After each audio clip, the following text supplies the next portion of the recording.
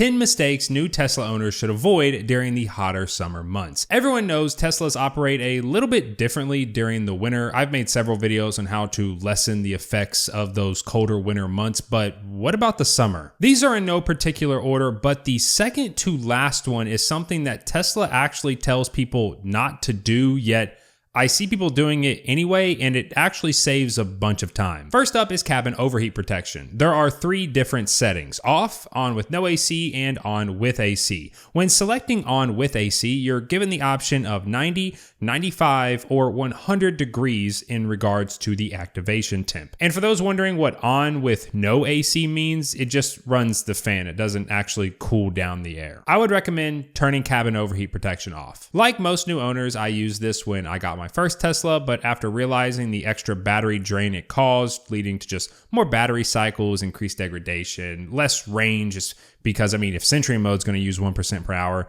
now imagine that on top of cabin overheat protection. And Tesla confirmed in the manual that it's only for comfort. I turned mine off. Letting your interior get super hot isn't going to hurt anything in terms of operation, and having it off is just going to straight up save you battery. A little bonus for number 1 here, we'll call it 1.5. If it's a quick stop where you're coming right back and you just don't really want your cabin to get hot, you can just utilize the keep climate on feature. I utilize this a ton during the winter and also during the summer. It'll just keep your cabin at whatever temp it currently is. Mistake number 2, not using the precondition within the app. I use this thing so much that I actually mapped it to one of my action buttons. But yeah, getting back to the precondition, this is also another reason I just don't use cabin overheat protection. The preconditioning is extremely quick with getting the cabin cooled off and comfortable to be in. I normally turn it on as I'm about to leave wherever I am. So let's say I'm grocery shopping. As I'm about to check out, I'll pop it on, and by the time I've walked to the car, I can't tell that 3 or 4 minutes ago it was 140 degrees in there. And that actually leads us into number 3, which is kind of a 2-for-1 using auto HVAC and the ventilated seats. If you have your seats set to auto instead of off, when the precondition is triggered, it will get the seats going too. A little tip in case you don't know that. And using the ventilated seats to keep your body cool versus having the HVAC on max blowing air at you is going to help conserve battery. It takes less energy to keep you cool via the seats because, well, you're making contact with them, whereas the air blowing on you is like 3 feet, 2 feet away. It's kind of like using the heated seats in the winter and a moderate HVAC temp versus a like super warm temp and no seat heater. As for the auto HVAC, this is the more energy efficient option versus having it set to manual and cranking the fan up. Now, I was a fan on max blowing right at my face attic prior to owning my first Tesla. But after a month or so of just forcing myself to use the auto setting, I've just never gone back. If I needed to blow a little harder, pause. I just adjust between low, medium, and high. Plus, the auto lower fan speed on phone call only works with auto. Now for this next one, let's talk tires. If you watched last week's video, then you know I ended up switching back to my warp wheels. I'm not gonna get a different set of summer wheels. And when I did, just from them sitting in storage, the PSI dropped quite a bit. Letting your PSI drop too far below the recommended range will result in worse efficiency. You can check what PSI you need to be at via the door jamb, the settings in the car, or even the app. The tire inflator I'm using here is the Fantech X9 Apex, the successor to the X8 that you all have seen in literally so many of my videos.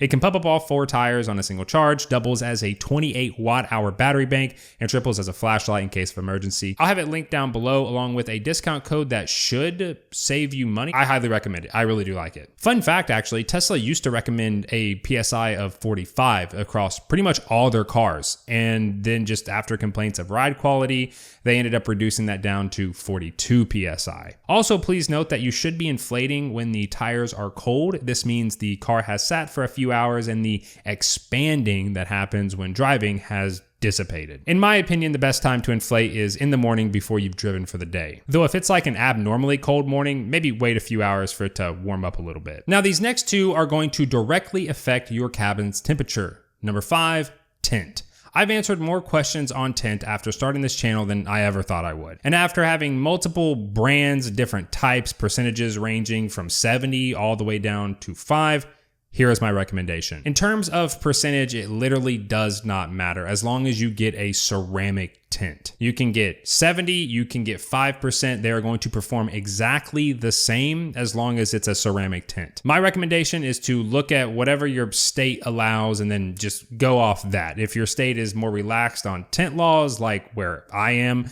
then you can kind of get whatever you want. I have used, recommended, and will get on future vehicles XPEL XR Plus. I've had this brand of tint in multiple percentages and it has done fantastic at keeping heat out. On my previous 3, I had 50 on the windshield, 20% all around, including full back glass. On my current 3, I have 35 on the windshield and 5% all around, including the full back glass. I probably wouldn't do 5% again. It's a little too dark. Thankfully, I have good eyesight, so it's not really that much of a bother. Plus, I rarely drive at night, and driving at night, it's actually not as dark as you think it is. Though, and this is a big hot take, a lot of people are not going to like the fact I'm about to say this, I think windshield tint on these cars is essential. Like you should 100% get windshield tint. Now, I'm not telling you to get 35%. More so just get like a clear ceramic tint on the windshield, because that is a huge piece of glass that lets in a ton of heat and light.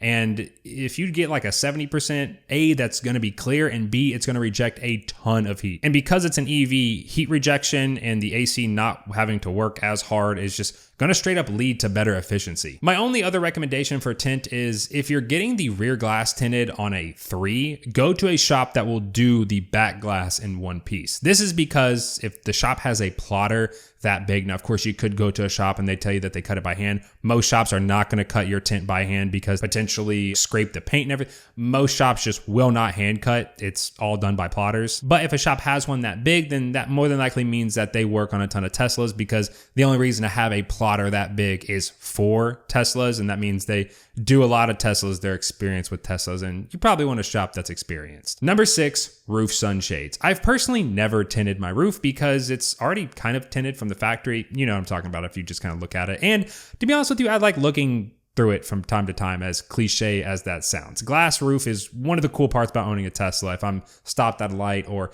more so like at dusk, night, where you can kind of like see the stars and stuff, that's when I'll look through it. But yeah, so when it gets really hot, to be honest with you, I just put up a roof sunshade. Though apparently the new Model Y has some like new heat rejection in the glass that makes it to where you don't actually need really anything up there. Like I've seen some people say that they're not even going to put up roof sunshades, though at the same time, I've seen people say that it still gets pretty warm and they're going to put up a roof sunshade. So if you have a new Model Y, please let me know what your thoughts are if you live in like a hotter climate. I'll have the roof sunshades that I use for my 3 and also Legacy Ys linked down below. The Legacy Ys are on like a huge sale. Super easy to put up and take down, along with different size clips, as the headliner tightness can vary. So you'll be covered. Once you start putting them in, you'll know what I'm talking about, because like one side of your headliner will be super tight and you'll have to like really work to get the clip in. The other side will be super loose. Though I do think that the Highland ones are either sold out or on back order. I'm not really sure, but you can use code YouTube, all caps, to get 10% off. Mistake number 7 is thinking your battery is going to be negatively affected just because it's hot outside. I've shown this chart tons of times. As long as you're not sitting at 100% or 0%, your battery is going to be just fine. In fact, your battery actually likes warmer temps.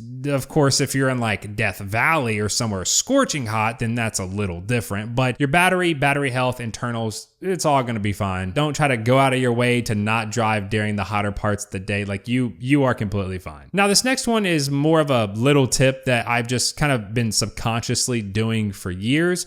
That's parking at end parking spots, but more so parking in shaded areas, which tend to be in parking spots. And if you're anything like me, when I got my first Tesla, I did not want to park next to anyone. So in parking spots where only one person can park next to you instead of 2 was what I always looked for. Plus, less chance of being door dinged, and in spots are just seriously the best. Now, as for number 9, though technically like 13, is something that Tesla, I believe, has actually said not to do, but I still see people from time to time doing it, and it does save quite a bit of time. Keeping a rag in your car for supercharging. If you have no idea what I'm talking about, I remember seeing it for the first time back in like 2020 when people were doing like a bunch of road trips, and around the time that V2s were like the main superchargers, whereas, you know, now we have V3s and V4s. The handles on those V2 chargers would overheat, which would slow supercharging pretty substantially. And what people found was that by putting water on a rag, it didn't even have to be super cold water, it could just be like room temperature water,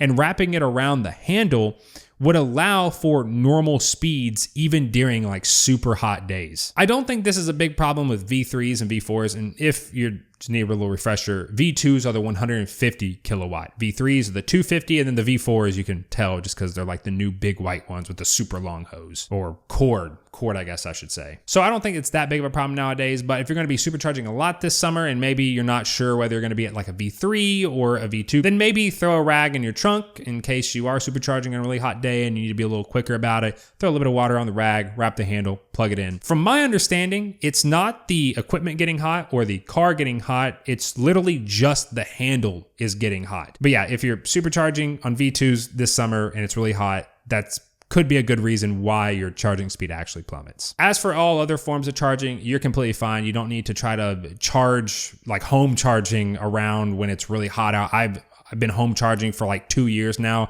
I have a black garage door, and if you have a black garage door, especially one that faces the sun for like 60% of the day, then you know how hot it gets in there. I've never had an issue. And finally, a fun one that I just like to remind people of, unlike performance gas cars with turbos, when it gets colder outside, the air gets denser. This is like peak performance weather for these cars, boost season, turbo season, if you've ever heard those terms. EVs perform best when it's hot out. Yeah, you won't be as efficient, but you'll be in peak performance weather. So charge up a little bit higher than normal. Maybe if you're an 80%, maybe charge up one day to 90%, maybe on a Friday, and do a few stoplight pulls on the way to work, staying within the legal speed limit, of course. I mentioned a few videos ago how insane mode really did lessen the effects of photo weather performance hit. Even still, the difference between 40 degrees ambient temp and like 80 degrees, you can really feel it. If you know of any other summer EV oriented tips that I didn't mention in this video, then let us know down in the comments. Thank you all so much for watching. If you are new around here and you want to see more Tesla related stuff in your YouTube feed, then feel free to subscribe,